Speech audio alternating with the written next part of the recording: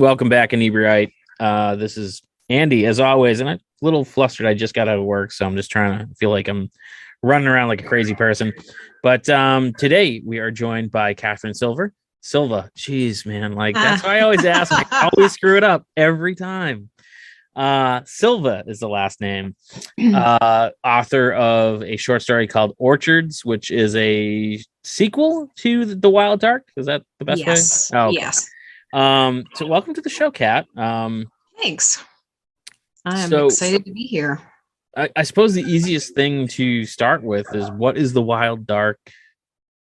Is I feel like I want to call everything a cinematic universe, and I blame Marvel for that. But I mean, to be fair, that's what all of us are trying to do in some form or another, is create our own very fun cinematic universe. Maybe not fun, in horror. It's terrible. Horror is frightening, but that's fun in and of itself. Yeah, for us, it's fun. For the reader, it should be horrifying and a little scary, at least. But so the Wild Dark it's the first in the Wild Oblivion series. It's basically, the idea is that it's about an ex-cop who is trying to survive an apocalypse that's happening, and the apocalypse is taking the form of a forest that is like taking over the world.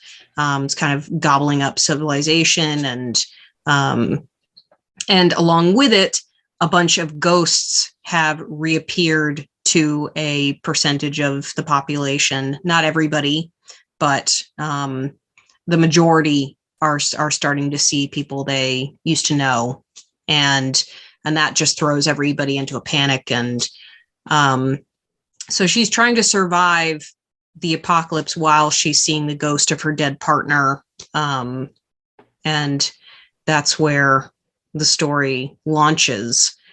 And Orchards is a continuance from the ending of the book, and it takes place from the point of view of her friend, her ex-partner who's dead.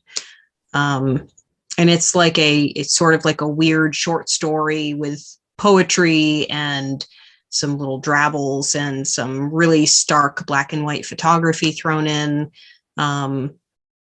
It's just weird, I guess, is the long and short of it.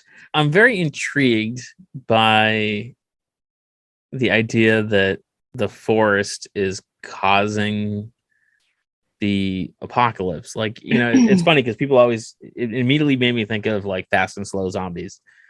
Yeah. How can it be slower than zombies? Oh, trees. So how does that work? So every time I've actually wanted to start this project for a long time, and I think when the idea sort of circulated the first time, it was like, I wanted ghosts. Mm-hmm. I liked the idea of these ghosts coming back and sort of messing with the population as a whole. And in doing that, I've always had, I've followed that sort of like supernatural thought that there is a limbo realm mm-hmm. that is kind of that between the afterlife, between heaven and hell. It's like where people end up who have the unfinished business, or they're just not ready to move on. They don't really go one way or the other. Yeah. And this limbo has always been a forest for me. Oh, okay. I just have always pictured it as a forest. It's not a nice looking forest by any means. But when I was thinking about, okay, these ghosts are going to come back, how are they going to come back?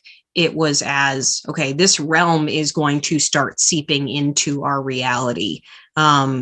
It's like a wall has broken down, and this forest is now just taking over. And it's taking over everything. It's like sometimes it's a slow progression. It happens overnight before you even realize it. The road is totally eaten up, and there's trees coming out, bursting out through the pavement. There's twisted signs everywhere. Just sort of the echoes of what society had been. And and then along with it, it's not just a forest, it is a purgatory realm. And there are, it has its own landscape. It has its own nightmarish things that are coming through along with all these trees. There are some soul-eating wolves, and we'll call them wolves, even though they're not really wolves, but they are creepy and scary. And there are other nefarious entities that exist in that realm, and there's crazy, scary architecture that also is coming through. So it's like a blending of these two worlds that's happening. And as the series goes on, I want it to just get crazier and crazier. And I want us to fall away from the things that we're familiar with and get further and further into that purgatory realm. You know, we're going to leave behind the world that we know and just dive in. Where did the inspiration for that come from? I mean, it's I love like post-apocalyptic anything, you know. Yeah. But it's an interesting, like, I don't think I've heard of one where it's kind of like it's a blending of, you know, basically the afterlife and the life kind of existing in the same space. Well, I think a lot of imagery from films and TV shows and books and art has really inspired this idea. I honestly, I think the film that really set it off for me it's a Robin Williams film, and it's is it one the of one his where more the one where he like runs into his kids in the afterlife? That one? yes. Oh, what is that called? It's called What Dreams May Come, Yeah, I yeah. believe. Mm-hmm. I remember that one. Yeah, just that film was so good. And I know that, you know, the novel that it's based on is very different. But I fell in love with that film, and the depiction of hell in that film is fantastic. I'm trying to remember. I remember it being very like weirdly, I remember the very like bright, happy parts of that movie. I don't remember about that. Yeah, it's pretty disturbing. You know, there's the idea that his wife commits suicide, so she is resigned to hell, and so he goes to hell to try and find her.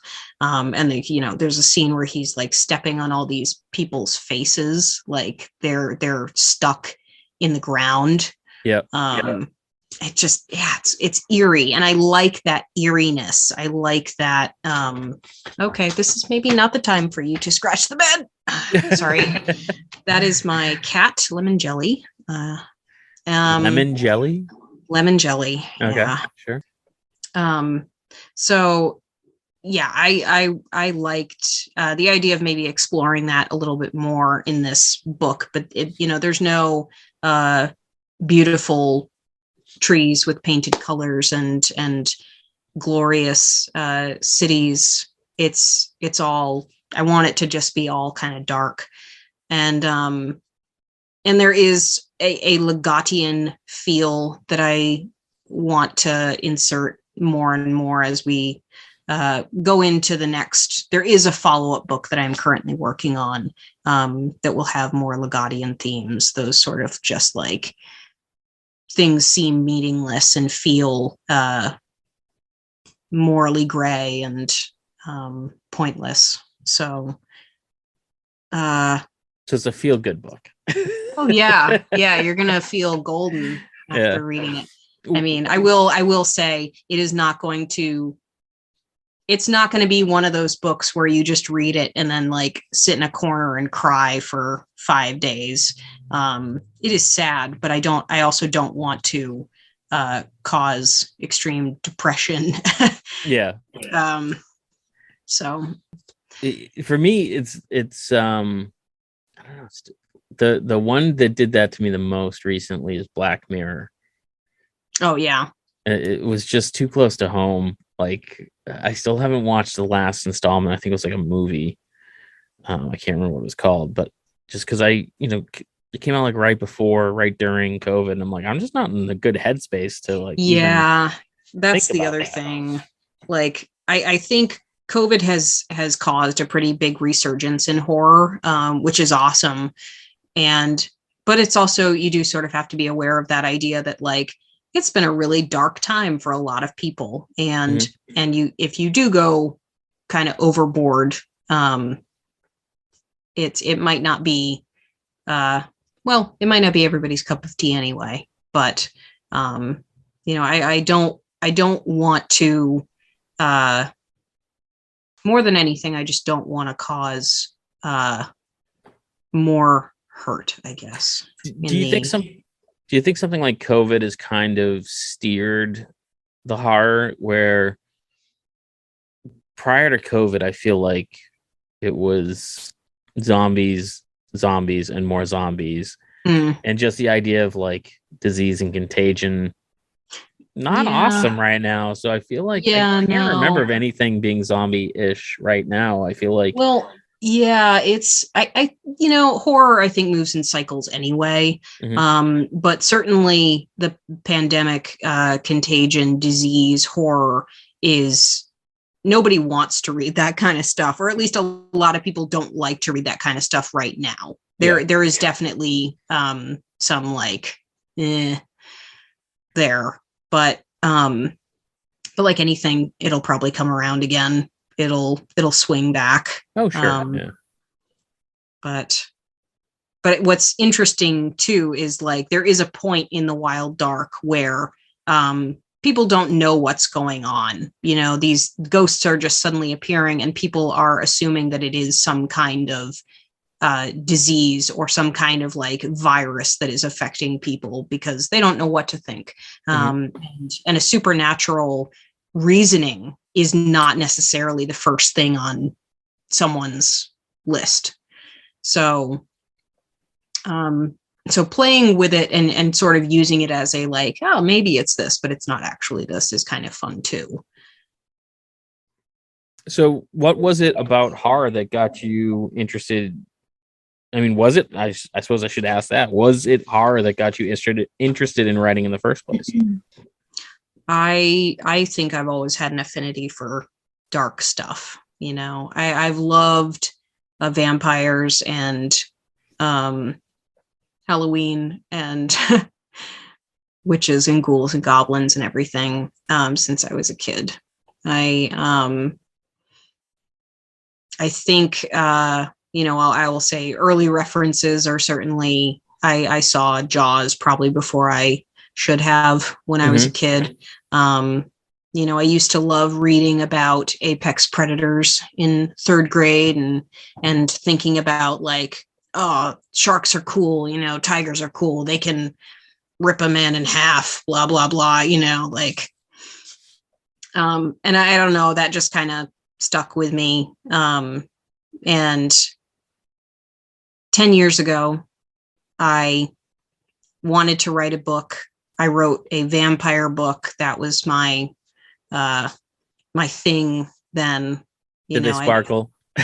They did not sparkle. No, in fact, I was very, very inspired by Buffy the Vampire Slayer Mhm. as just a medium for curating great vampires. I thought that show did a very good job. And so I think I wanted something more on that, more that speed, not sparkly. And the problem with my timing is that sparkly vampires were very popular when I published my book. Yeah. So it wasn't what people wanted at the time. But I did just redo all of those books. They all have been revamped, as it were.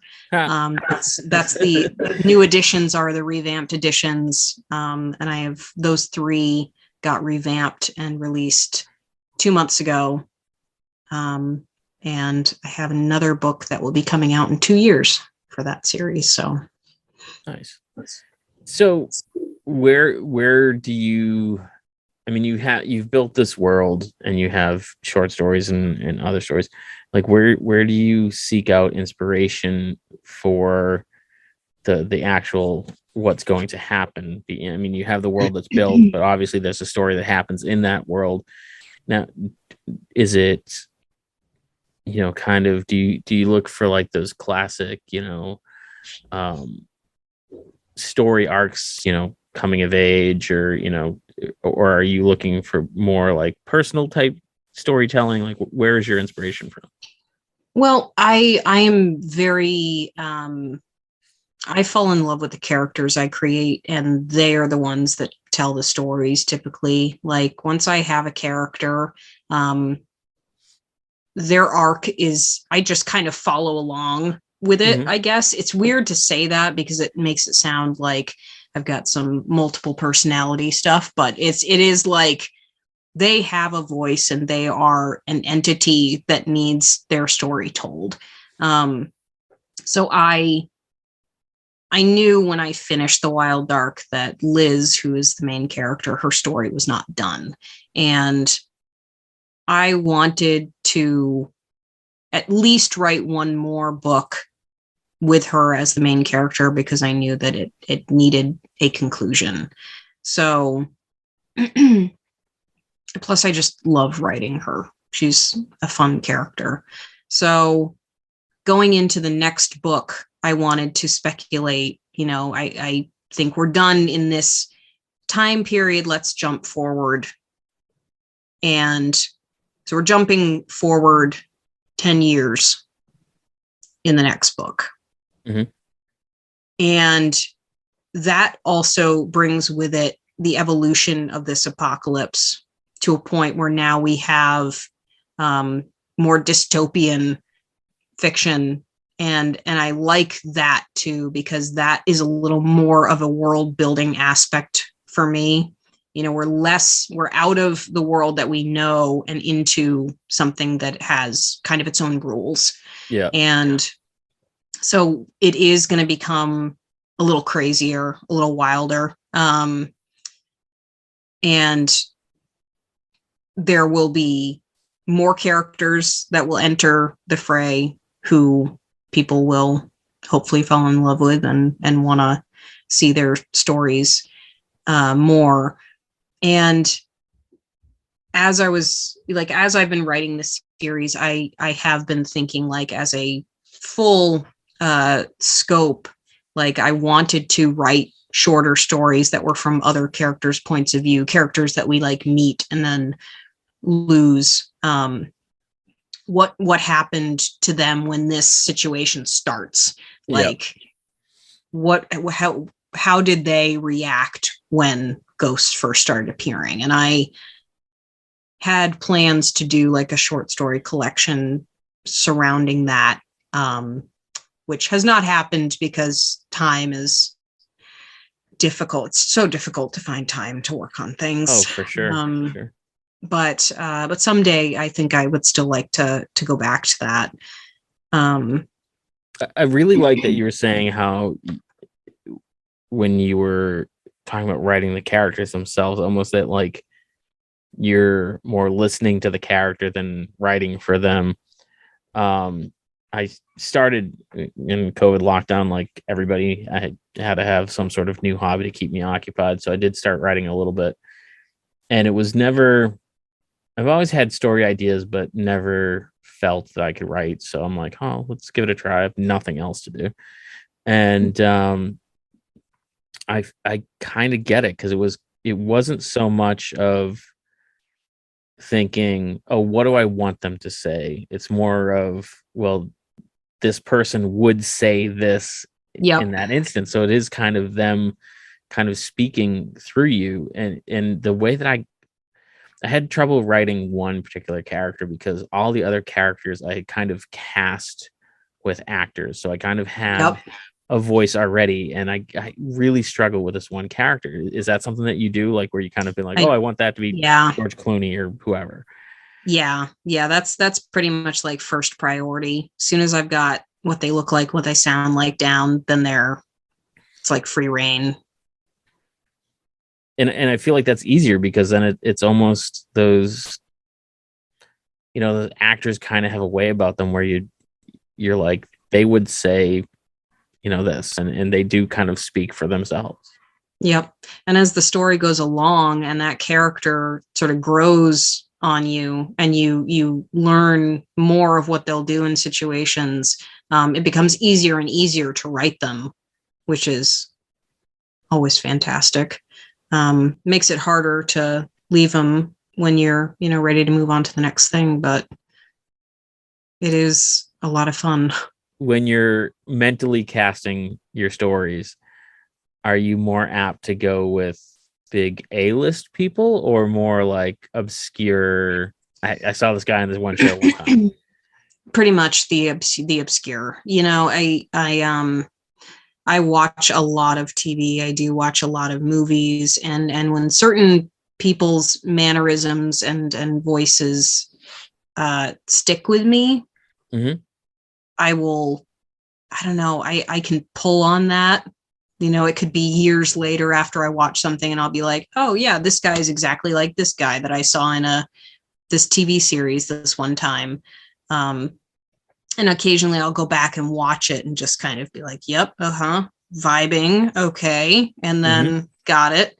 And other times it is like, this very well-known actor in this very well-known role is the catalyst for creating this character.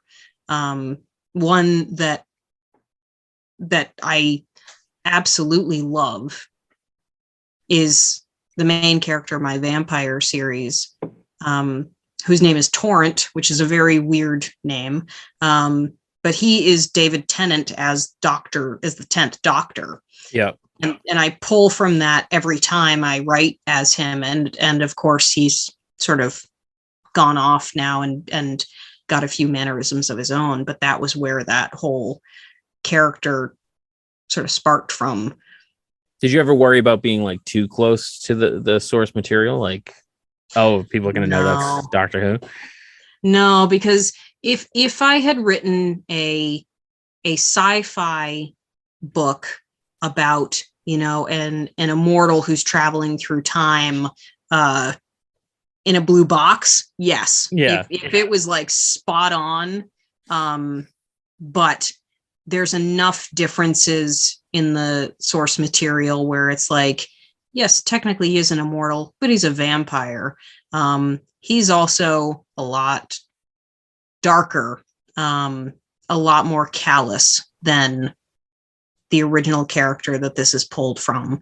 There do have to be some differences, but it's also like, yeah, he's sort of become his own character through writing the novel too. And you go back and you fix things and mess with things.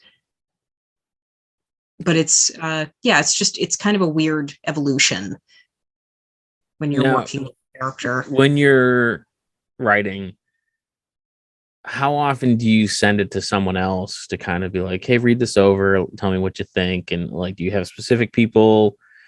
I always, anytime anyone asks me about whatever they're working on, the first thing I say is, do you want my honest opinion?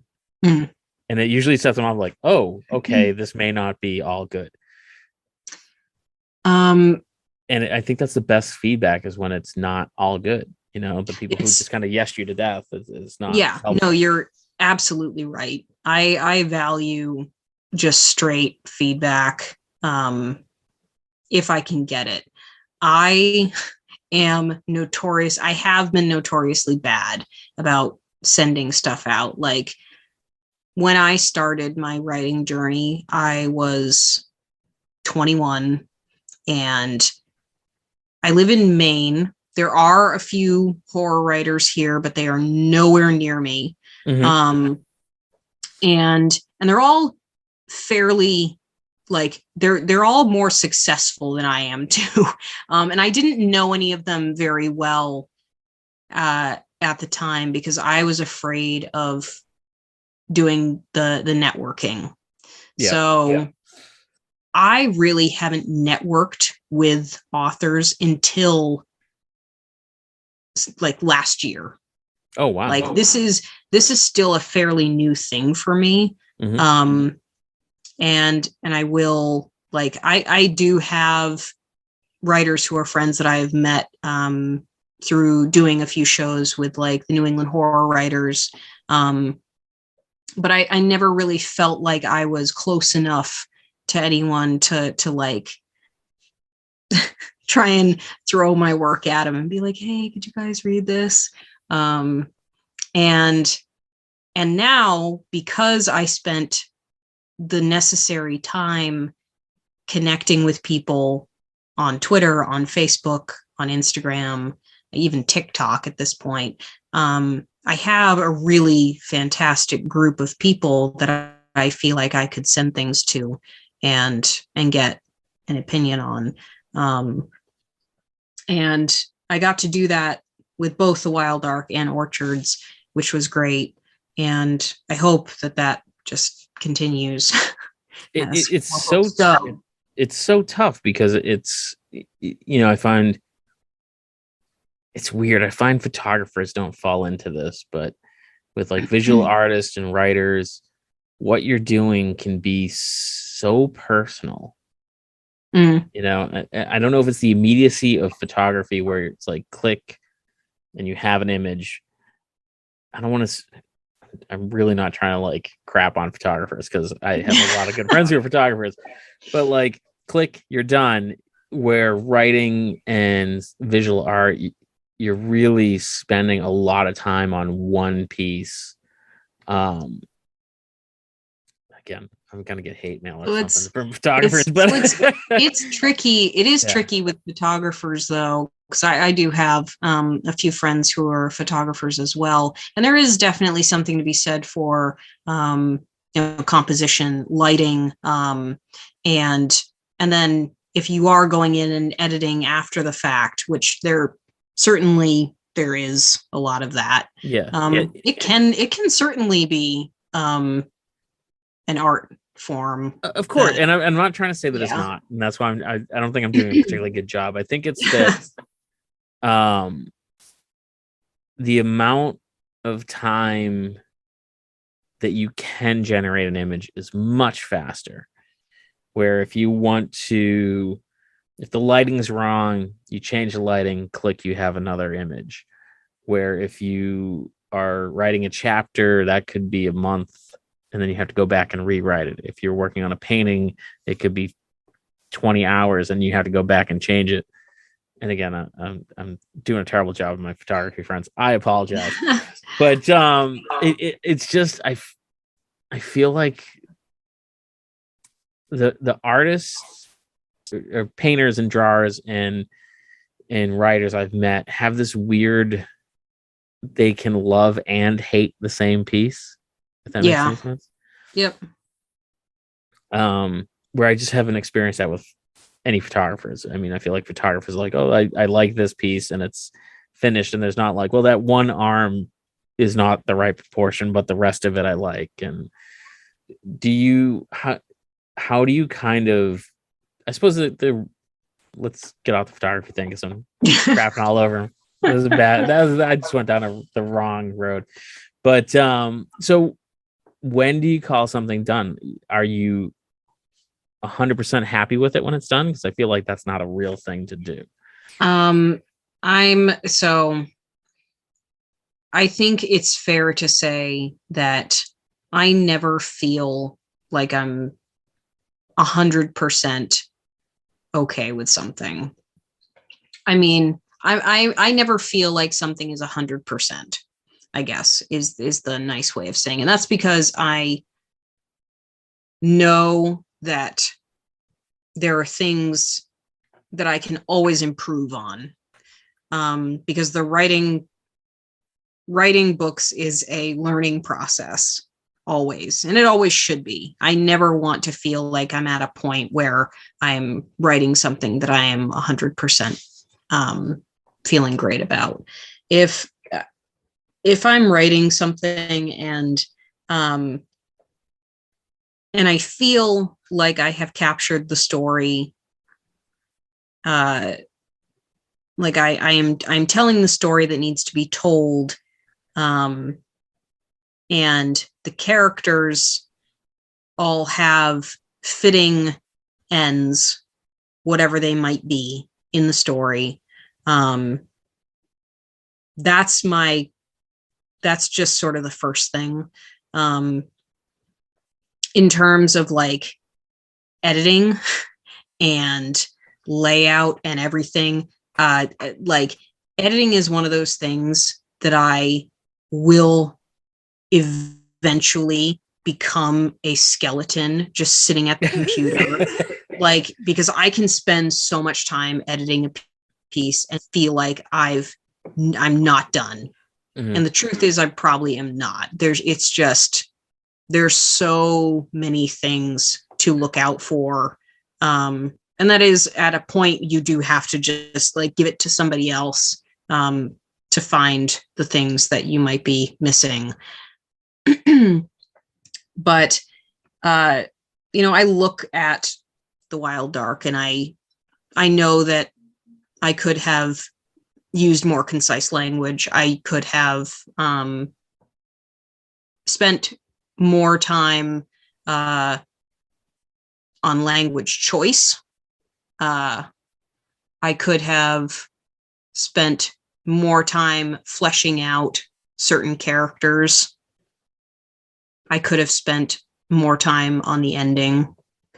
But I also recognize that, like, at this point in time in my life, this book is an accomplishment, and I think I did the best of my ability at that time.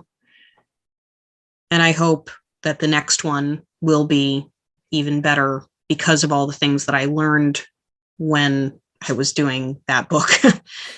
I can only hope that it just keeps getting better and better as I go along. I mean, that's kind of like,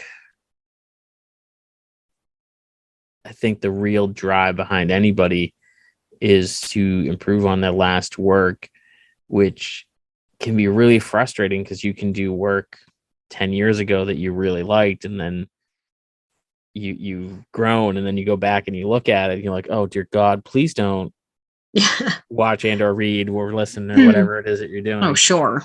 Yeah. It's always so tricky. It's just, that's why the creative person, I think, is fascinating to talk to, because it is that combination of, I love this piece, please don't look at it.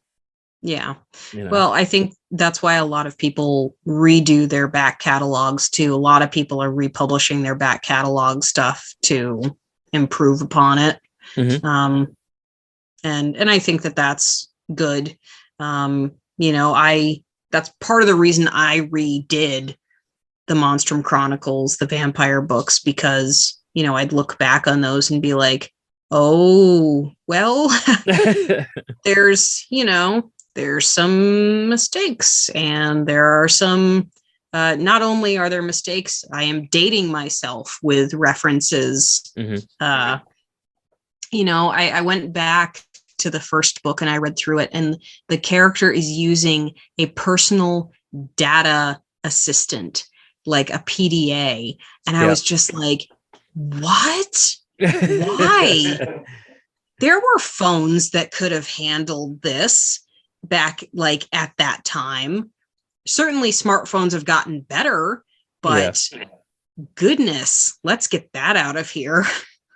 It's so funny because that sort of thing can make or break anything. I was talking with a stand-up comic friend of mine, and he was opening for a well-known comic in the Boston area, and he's a boomer, and it was a very boomer crowd, and he did a joke about COVID and the variants, and made a reference to like Pokemon. He's like, oh, I feel like Ash Ketchum. And it was crickets. And it even took me a minute to be like, what? And I'm like, oh, it's a Pokemon thing. And I had to be like, I'm like, I don't know if it's that room. He's like, oh, I killed with it like 2 nights ago. I'm like, I feel like that is a very specific audience that you're aiming that joke at. Yeah, that's a millennial reference there. Do you kind of think about, like, I mean, the PDA, obviously when you're writing it at the time that made sense, but do you kind of try to think about that now? Do you learn from that where you're like, okay, I can't, am I making a Twitter reference in 15 years? Will that make sense? That kind of thing. Yeah, I mean, I think what I've learned from it is that if I am going to really invest in the idea of this existing at a specific time and place, I really need to bleed into that more. So that if it is, when time does move on, people realize, okay, this does take place back in 2010 or whatever. Yeah. The that's references like Stranger Things did that are, really well. they did. Yeah. They really did. So that's just part of it. And I think going forward, a lot of my projects are very time specific. So I'm trying to be better about either making them very much like, okay, we are in 2021 or we are in 2010, and not be ambiguous. I think there's even a point in that novel where there's a pocket calculator involved, like just a random pocket calculator, and I had to go back and change it, and I was cringing the entire time, being like, people read this. Pocket calculators are like one of my favorite things, because I remember I remember my science teacher in my math teacher in high school always being like, you're not always going to have a calculator on you. Yeah. And I'm like, I have the sum of human knowledge on me at all times. Yeah. Forget a calculator. It's just interesting, and I think that's probably got to be one of the biggest struggles for like science fiction authors. The second you put a year on it, I mean, look at Escape from New York. It's supposed to take place in, like, I think 98 or something like that. Yeah. It's once you put a date on it, you're put like an expiration date on your work, kind of. Yeah. Science fiction. I also, that there's more at stake in science fiction, too, because you've got technological advancements and that just sort of I don't know. I think it's kind of fun too, the idea that, well, what was it? Blade Runner, I think, was one that was supposed to have just passed, or was just like 2021 or something like that. Yeah. And sort of like, oh, but so by this year we were supposed to have flying cars. Where's my flying car? Yeah, exactly. It's always flying cars. Yep. Yeah. So do you write, or are you interested in writing anything other than horror, or is it strictly horror that interests you? So I do have, like, when I've had to brand myself, I did say that I wrote dark fiction. And I did not want to limit myself to horror, because I like the idea of writing a little bit of everything. I have written a comedy in a, like, just random moment. I needed to get away from writing dark stuff, and so I wrote a romantic comedy, and that one did great. And it's a wonder.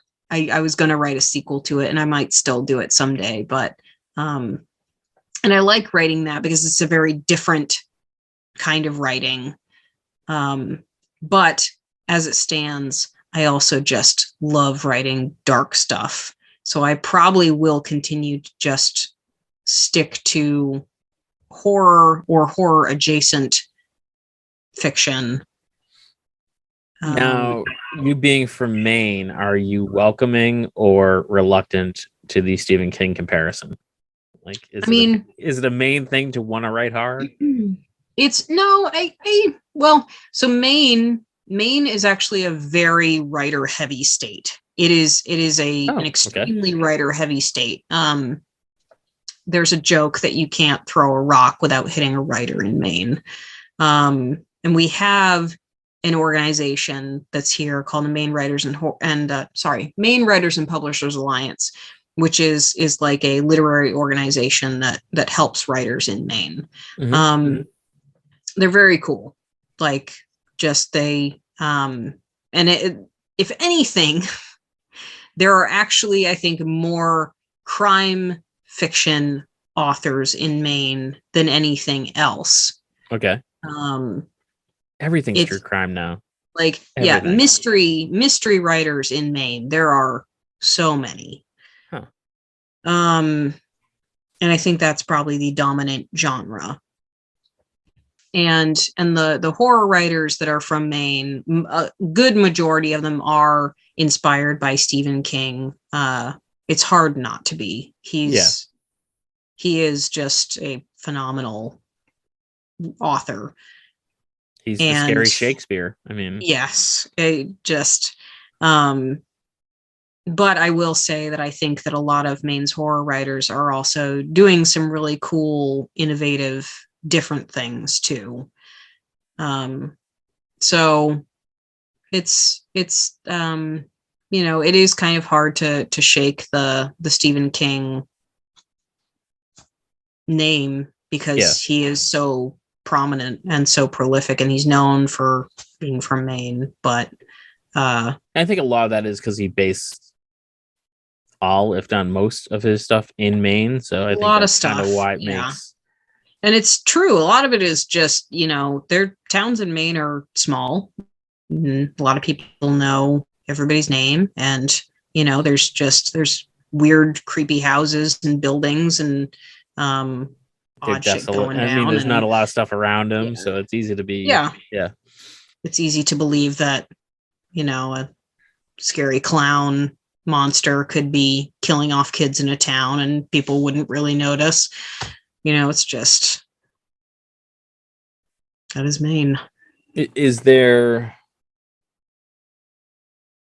so you've done kind of a ghost post-apocalyptic story, you've done vampires. Is there like a horror trope that you are eager to kind of like get into, be it zombies or whatever? So the one I'm working on a couple of things right now, and one of the things I am working on is a cursed. I will call it cursed objects, because it mainly does surround the idea of cursed objects, and I've dabbled with it a little bit in a previous novella that I wrote, but this is like a follow-up, and it is kind of that like cursed objects, haunted house type horror, which I do really enjoy reading, watching, and writing.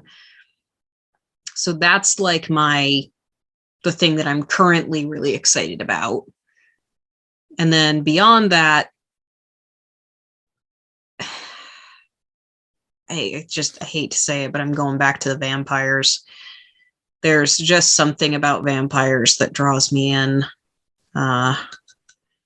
They seem to be one of the most popular that kind of, I mean, you said it, it kind of came and went, but I don't think vampires ever like really went away. Like, they were definitely huge in the 80s. Yeah. And they have phases, I guess, is the best way to put it. Is there a particular monster other than vampires that piques your interest? Someday, and I have to be very careful about it, but someday I would really like to write a shark horror novel, because I love sharks. The issue there is that you don't want it to be corny. You don't want it to be like all the hundreds of shark horror movies out there. Like, we just watched one the other day that was called Noah's Shark. Which was I heard about that. It's bad. It's really bad. Yeah. And there's a podcast I listened to called God Awful Movies, and they reviewed it. Nice. And they kept being like, "Isn't there supposed to be a shark in this?" Yeah. Well, the shark is in a puddle. Yeah. Yes, in a puddle. Yeah. That's what it was. But so there is that, like, you don't want to be super corny, but you also don't. I also don't want to infringe on the idea that like sharks are scary, terrifying, just man-eating, horrible creatures, because they're not. And that happened when Jaws came out, when the movies came out. And isn't that one of the writer's big regrets? It is. That? Yeah. And so like writing a shark horror that does not portray the shark as that stereotype is going to be very difficult, but I still want to do it someday. So write it from the shark's perspective, and humans are the scary one. Maybe. Yeah. No, that's I do love Jaws, and it's such a great film, even though the special effects don't hold up awesome. But yeah, I mean, it was one of those things that made people scared of the ocean for a long time. Yep. So where can our listeners go to find your book, purchase your book, find out what you're working on, all that stuff? So all of my books are available through online resources, Amazon, Barnes and Noble, Indie Bound. If you want to support a local bookstore, which would be lovely, you can always order it through your local bookstore. I typically have signed copies available through my website, which is at www.katherinesilvaauthor.com. And the only one I don't have at the moment is The Wild Dark, because I did just update everything. So the second printing of that will be coming in September. They all have Blackberries and Nokia phones. I don't think I mentioned any phone models. All right. Thankfully. But no, just a couple things that needed a little bit of fixing, and now that new version will be out very soon, and I'll have copies available in September then. And I think there's Orchards is only available on ebook. That is the only thing there. It is not a physical book. It is only 99 cents though. So if you're looking for a little bit of spooky poetry, photography, that is available. Outstanding. So like I said, this is our 301st episode. We've been doing this for a little while, and it was, I don't know, maybe a month or so ago, I was kind of thinking about the show and what it's missing. And I listened to Sawbones, and their sign off is "Don't drill a hole in your head." I used to listen to The Nerdist, and it was, enjoy your burrito. And I realized we have no real sign off for this show. So I decided that I'm putting it on the guests. So send us out, give us some advice, come up with a sign off line, whatever comes to mind. Send us out. Oh man. Wow. Totally that is putting me on the spot. I know, it totally 100% is putting all our guests on the spot. Well, I'm gonna come up with something lame. This is terrible. Let's see. I guess I'll say "Don't Get Lost in the Woods," because that is my signature when I sign copies of The Wild Dark. So don't get lost in the woods, kids. And thanks for checking out the show today, listeners. If you enjoyed the content today, you can go over to patreon.com/Inebri-art to support the show. You can join over there for just a few dollars a month and help us provide this fun content that you just checked out. You can also email us at Inebri-art.com with your questions, complaints, and concerns, or you can find us on all social medias at Inebri-art or at Inebri-art6 on Instagram. And also don't forget to check out our other shows, Bar Talk Podcast, Old Colony Cast, Inebri-art, and all the other shows on the Inebri-art Network, which you can find at Inebri-art.com. Thanks again for listening.